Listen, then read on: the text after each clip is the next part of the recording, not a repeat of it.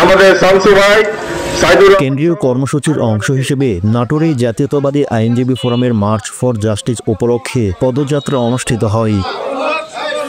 আজ বৃহস্পতিবার বেলা 10টার দিকে বাংলাদেশ জাতীয়তাবাদী আইনজীবী নাটোর জেলা ইউনিটের আয়োজনে জেলা আইনজীবী সমিতির নতুন ভবনের সামনে থেকে পদযাত্রা বের করা হয়।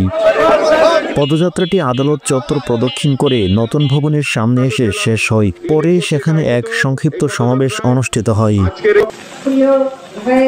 এ সময় উপস্থিত ছিলেন জেলা আইনজীবী সমিতির সভাপতি এবং জেলা ও দায়রা জজের পিপি রহুল আমিন তালুকদার টগর, সাধারণ সম্পাদক শরীফুল হক মুক্তা, সাবেক সাধারণ সম্পাদক আলী আজগর, জেলা বিএনপির সদস্য ও অ্যাডভোকেট আইনুন নাহার, যুগ্ম সাধারণ সম্পাদক শহীদ মাহমুদ মিঠু, অ্যাডভোকেট সাকওয়াত হোসেন সহ আইনজীবী ও নেতৃবৃন্দ।